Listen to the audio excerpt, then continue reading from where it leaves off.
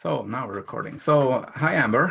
So this is a short interview with Amber Settle, and but I'm gonna hand over the presentation to you. And who are you, and what do you do? Yeah, thank you. It's nice to be talking to you. Thank you for inviting me to do this.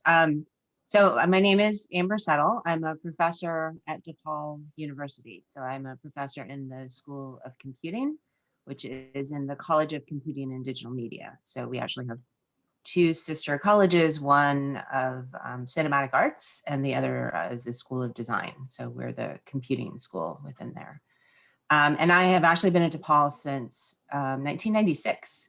Okay. I started here when I was still a graduate student at the University of Chicago. So I did my master's and my PhD in computer science at the University of Chicago. And before that, actually, I had been at the University of Arizona, where I did my undergrad degrees in math and German. So I actually switched to computer science for graduate school. Okay, nice.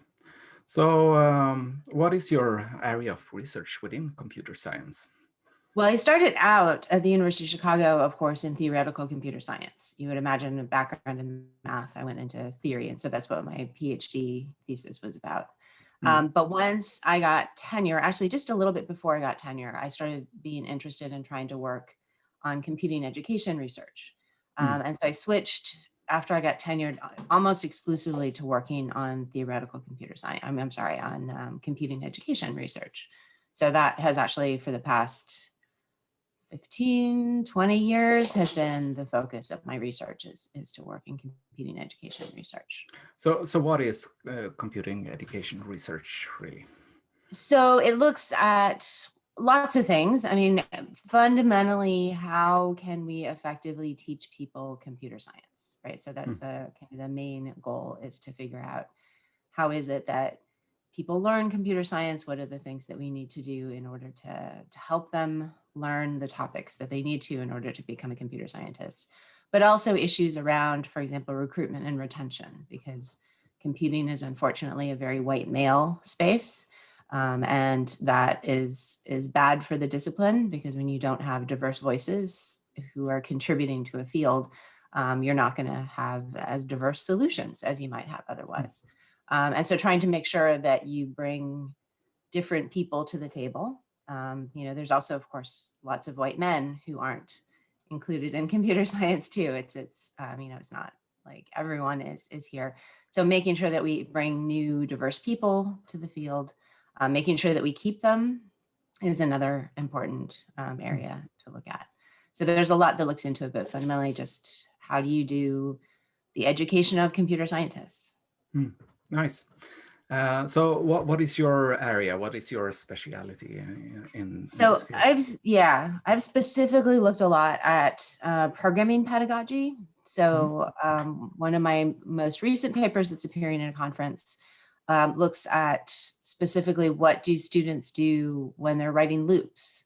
So what kind of loops do they use, and what kind of problems do they have as a result of using a particular kind of loop when they're trying to solve a problem. I've also looked at, for example, student errors.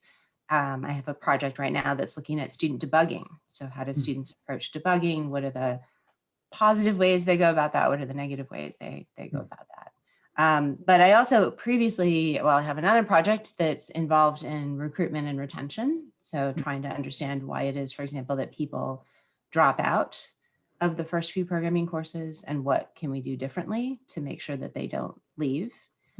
And also that they're more effective and learn better, right? So that when they get to the next classes, they have better retention too. And then I guess it's become more relevant now, but in the past I've looked at online learning. So for example, what's effective for online learning and what isn't effective. So what do you do when you research in this on these different questions? So what do you actually do as a researcher? What are the daily agendas? I think fundamentally for me, it comes out of my teaching and my students. So I will observe something typically happening in the classroom and I'll get curious about it.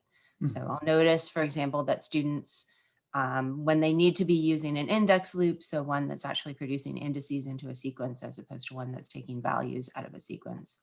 And yet they use the wrong loop, right? So they consistently use the wrong loop.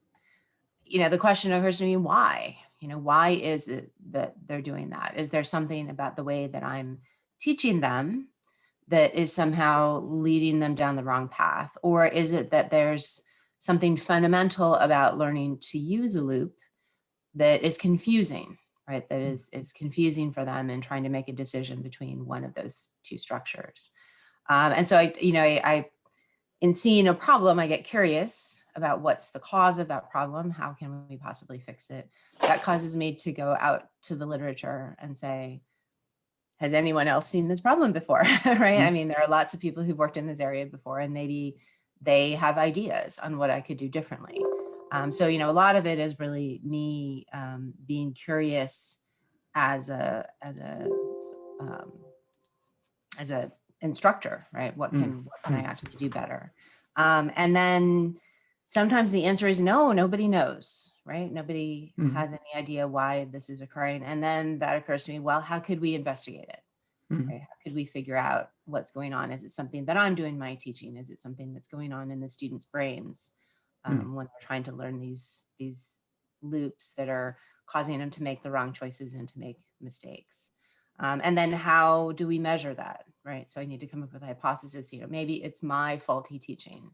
And if I were to teach this in this different way, then it would produce a different result. And then you have to set up, in essence, an experiment to say, well, let's sit down with some students and try to do it in this way and see if we get different results than we might have otherwise. Nice. So are you alone in this, or do you work with other people? Or oh my goodness, I'm almost never alone when it comes to working on this. I mean, you may individually have ideas, and when you're looking up what people have done previously, you might be alone in that, but it is definitely a collaborative activity. So I think the last time I had a single authored paper was 10 years ago. I'm always working with someone, primarily because it's good to get ideas from other people. It's good to get other people's feedback on things. I am not an expert in everything. So for example, the debugging project, there were some people who I thought were really interesting and had done good work, and I wanted to try to join them and contribute. And sometimes I've pulled other people into my work because I think that they might have a lot of good voices and good ideas to add to it. So yeah, I'm almost never working alone. Nice. So what kind of research methodology have you been using? So you mentioned you're using experiments. Are these like lab experiments where you like put people and have different setups and so? Yeah, so it depends a lot on the project. So for example, the retention and recruitment projects that we've done will oftentimes do a lot of surveys to try to get information from people about how they approach things or how they feel about things.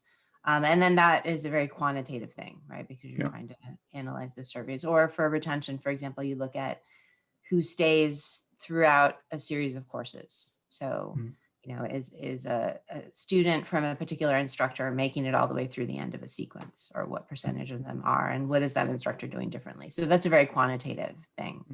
But for example, for our debugging project, we've definitely done much more qualitative work. So we, for example, asked students to sit down and debug, and then ask them to talk about what they're doing. And the idea is that we want to get inside their head. We want to understand what they're thinking about when they're doing that.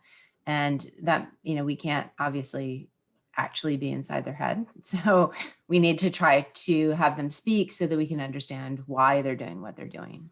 And then you need to go back to those transcripts and you try to analyze what's going on, right? And try to classify. So you record these and you make transcripts from you these record sessions, them and right? you record them, you make transcripts, and then you go back over and look at it, and you and your team. And this is why it's important to not be alone, because if one person were interpreting this, it would be a little bit dubious, because each person brings their own certain bias to things.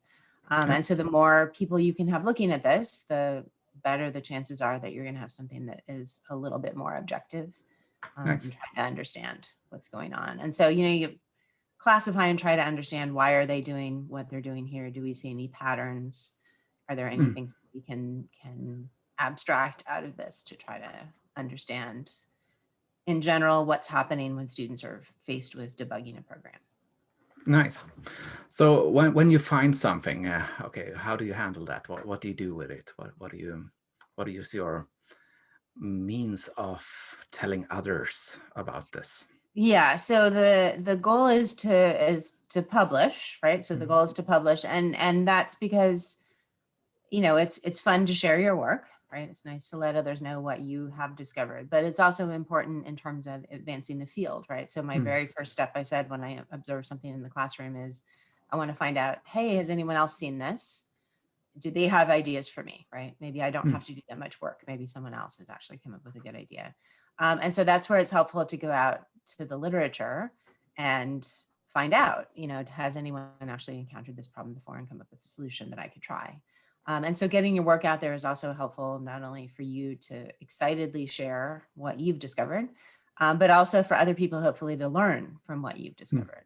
If you have discovered that there's something that's particularly effective or particularly troublesome for students who are debugging, then instructors may be able to use that in the classroom.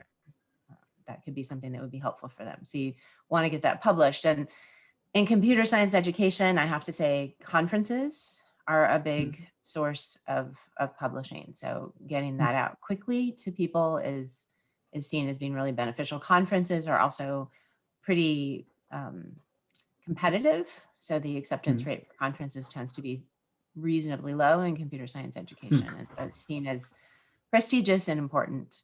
But, a lot of times if there's a lot of work that has to be done, so the debugging thing that I was talking about, where we have the transcripts of the students, that's not something that's going to be short enough to go into a conference, right? That's going to be a lot of work. And so things that are longer, more long-term, those might be something that would go to a journal where you're not as restricted in terms of your presentation space. Nice. So what is the these conferences are part of a research community, and what is a research community really? Yeah, so I mean, a research community is just a group of people who've identified, hey, we're all interested in the same kind of thing. And so I would say my research community I perceive as being primarily SIGC, and that stands for the Special Interest Group for Computer Science Education. And it's a special interest group of a larger organization called the ACM, which is the Association for Computing Machinery.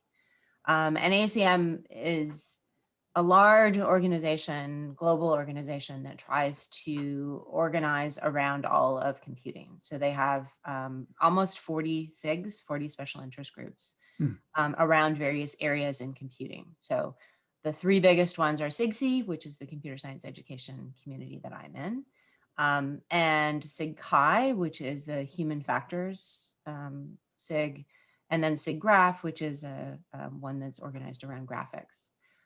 But as I said, there's 40 of them. So pretty much any subspecialty in computing that you're interested in, there's going to be a SIG for it. And each of those SIGs organize conferences. And then ACM also has journals. So for example, one of the computing education journals that I publish in is published through the ACM. And so SIGC has actually been a huge part of my life and my career, because it's really where you get to know other researchers. The people that I work with, 99% of the time, they're people that I've actually met through SIGC, because I've gone to those conferences and I've met people. And it's also been an important part of my career, because I've actually served the SIGC community as a part of the executive board that oversees all of the activities for SIGC since 2010. So I've been involved in the organization in an oversight way for a very long time, and so it's being a part of the SIGC community is very important to me. I sorely miss not being able going to conferences and being able to see all of the people who are involved in that organization. Nice. So finally, okay, my students are like in the beginning of their career, really, end of their education perhaps, but in the beginning of their career. So what advice would you give my students, both in the theses and if they continue in the computer science field? Yeah, so I mean, I think that's I love that question. I think that's great. I guess I would say don't be afraid to take chances. I think sometimes people can be a little bit nervous about, you imagine things like your thesis as, and it is very important, right? That's a very important thing, and you put a lot of energy and time into it, and you want it to be successful. And so you might be a little bit hesitant to take a chance on something that might not work out. But I think somebody told me once that failure really isn't a bad thing. Failure just means that you're trying really hard and that you're aiming your sights high enough that sometimes it doesn't work out, right? So that if you actually don't fail, you're probably not, you're probably not aiming high enough, right? Because you're not being ambitious enough if you're not occasionally failing. And I think actually the failures that I've had in my life have actually been much better learning experiences and much better learning opportunities than the successes have been. I think that some of the really important points in my life where I made a really positive change have been after a really miserable failure, because you sit there and kind of rethink what it is that you're doing with your life. And it can end up pushing you in a direction that you might not have gone in otherwise. And so I think not looking at failure, not as it's not, yes, it's a negative thing and it feels very bad, but it can end up pushing you in a really great direction. And so, embracing that, I think is good. I think especially for women in this field, don't be afraid to be ambitious. I think that sometimes people perceive ambition as being a negative thing. And I don't think that's the case. I think that it's actually a very positive thing to be ambitious. So I would encourage that.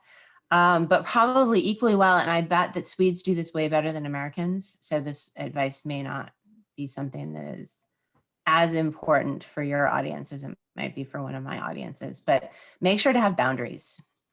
So it is okay to say no to things. It is okay to, a few years ago decided I was not going to work on weekends ever. No matter what, right? No matter what deadlines, no matter what the pressure was, I wasn't going to work on weekends. My life got 1,000 times better when I made that decision. And my career didn't suffer as a result of it, no matter how much I thought it was going to. So having boundaries, even when you're ambitious and working hard, can be a good thing. Yeah. Awesome. I think these are very good advices. Thank you very much, Amber, for, yeah, absolutely. for joining me here. It was great to talk to you. Thank you for inviting me.